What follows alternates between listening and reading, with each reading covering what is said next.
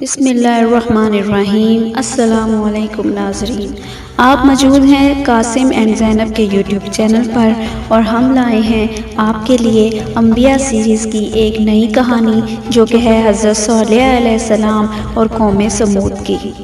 اگر آپ ہمارے یوٹیوب چینل پر نیو ہیں تو پلیز ہمارے چینل کو سبسکرائب کر دیں اور ویڈیو کو شیئر اور لائک کرنا مت بھولیں۔ جزاک اللہ۔ حضرت صالح علیہ السلام کا تعلق عرب کے ایک مشہور قبیلے سمود سے تھا۔ قوم سمود کا آغاز قوم عاد کے ان لوگوں سے ہوا جو حضرت ہود علیہ السلام پر ایمان لائے تھے اور جنہیں اللہ تعالیٰ نے آندھی کے عذاب سے بچا لیا تھا۔ قوم سمود کو قوم عاد ثانی بھی کہتے ہیں۔ اللہ تعالیٰ نے اس قوم کو بہت سی صلاحیتیں عطا فرمائی تھیں۔ وہ پہاڑوں کو تراش کر محل بناتے تھے۔ اللہ تعالیٰ نے انہیں مویشی، بیٹے، باغات اور چشموں جیسی نعمتوں سے نوازا تھا۔ قوم سمود نے بھی اللہ کی نعمتوں پر شکر ادا کرنے کی بجائے، اللہ کی عبادت کرنے کی بجائے کفر و شرک کا راستہ اختیار کیا اور اپنی طاقت پر تکبر کرنے لگے۔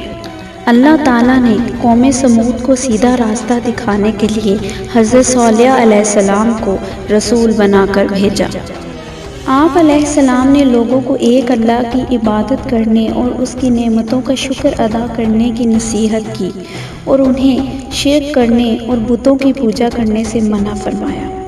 قوم سمود نے حضرت صالح علیہ السلام کی مخالفت کی اور توحید کی دعوت کو ماننے سے انکار کر دیا۔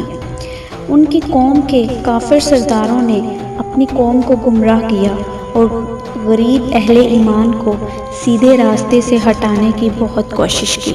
قوم سمود نے حضرت صالح علیہ السلام سے ایک عجیب و غریب مطالبہ کر دیا اور کہنے لگے کہ اگر تم اللہ تعالیٰ کے سچے رسول ہو تو کوئی نشانی لے کر آؤ۔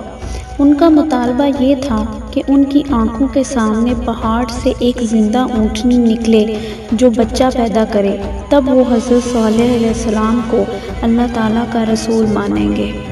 حضرت صالح علیہ السلام نے اللہ تعالیٰ سے دعا مانگی تو اللہ تعالیٰ نے انہیں یہ معجزہ عطا فرمایا اور پہاڑ سے ایک زندہ اونٹنی نکل آئی جسے قرآن مجید نے اللہ تعالیٰ کی اونٹنی کہا ہے۔ یہ اونٹنی ان کے لیے ایک آزمائش بنا کر بھیجی گئی تھی کہ وہ اتنا بڑا معجزہ دیکھ کر بھی ایمان لاتے ہیں یا نہیں، مگر اس معجزہ کو دیکھنے کے بعد بھی قوم سمود نے چند ہی لوگ حضرت صالح علیہ السلام پر ایمان لائے۔ حضرت صالح علیہ السلام نے قوم کو خبردار کیا کہ یہ اللہ تعالیٰ کی اونٹنی ہے، تم لوگ اسے کوئی نقصان نہ پہنچانا۔ اگر تم نے اس اونٹنی کو کوئی نقصان پہنچایا تو تم پر اللہ تعالیٰ کا عذاب آ جائے گا۔ اے میری قوم، تم اللہ کی عبادت کرو، تمہارا اس کے سوا کوئی معبود نہیں۔ یقیناً تمہارے پاس آ گئی تمہارے رب کی طرف سے واضح دلیل، یہ اللہ کی اونٹنی ہے، تمہارے لیے ایک نشانی، تو تم اسے چھوڑ دو۔ وہ اللہ کی زمین میں کھاتی پھرے اور اسے برائی سے ہاتھ نہ لگانا، ورنہ تمہیں دردناک عذاب آ پکڑے گا۔ اور تم یاد کرو جب اس نے تمہیں جانشین بنایا قوم عاد کے بعد اور اس نے تمہیں زمین میں ٹھکانہ عطا فرمایا۔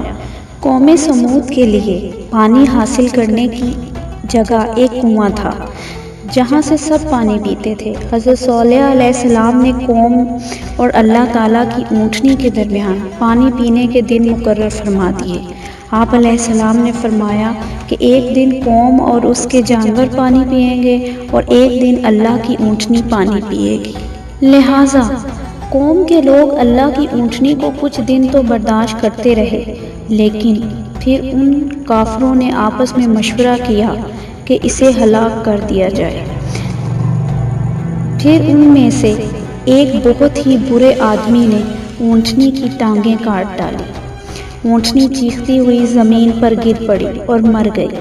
اونٹنی کا بچہ یہ منظر دیکھ کر گھبرا گیا اور بھاگ کر پہاڑ پر چڑھ گیا، پھر وہ چیختا ہوا پہاڑ میں غائب ہو گیا۔ حضرت صالح علیہ السلام نے قوم سے فرمایا کہ تمہارے لیے 3 دن کی مہلت ہے، تم کچھ اور مزے کر لو، پھر اللہ کا عذاب تمہیں گھیر لے گا۔ 3 دن کے بعد اللہ تعالیٰ کا عذاب ایک بہت تیز آواز اور زلزلہ کی صورت میں آیا، جس نے تمام کافروں کو ہلاک کر دیا۔ اپنی طاقت پر اترانے اور غرور کرنے والے یہ لوگ اپنے گھروں میں بے بسی کی حالت میں مردہ پڑے رہ گئے۔ اس قوم کی حالت کے بارے میں قرآن مجید میں ارشاد ہے، پھر ان لوگوں کو زلزلہ نے پکڑ لیا تو وہ اپنے گھروں میں اوندھے منہ پڑے ہوئے رہ گئے۔ پھر صالح علیہ السلام نے ان لوگوں کی طرف منہ پھیرا اور فرمایا، اے میری قوم، یقیناً میں نے تمہیں اپنے رب کا پیغام پہنچا دیا تھا اور میں نے تمہاری خیر خواہی ہی کی تھی، لیکن تم خیر خواہوں کو پسند نہیں کرتے۔ قوم سمود کے وہ خوبصورت گھر اور عالی شان محلات جن پر انہیں بہت ناز اور گھمنڈ تھا، اللہ تعالیٰ کے عذاب سے کھنڈرات اور ویرانے بن گئے، گویا ان میں کوئی رہا ہی نہیں۔ یہ کھنڈرات آج بھی موجود ہیں اور لوگوں کے لیے عبرت کا نشان ہیں۔ ناظرین، اسی کے ساتھ ہماری آج کی انبیاء سیریز کی یہ کہانی اپنے اختتام کو پہنچتی ہے۔ اگر آپ کو ہماری ویڈیوز اچھی لگتی ہیں تو ہمارے چینل کو سبسکرائب کریں۔ جزاک اللہ۔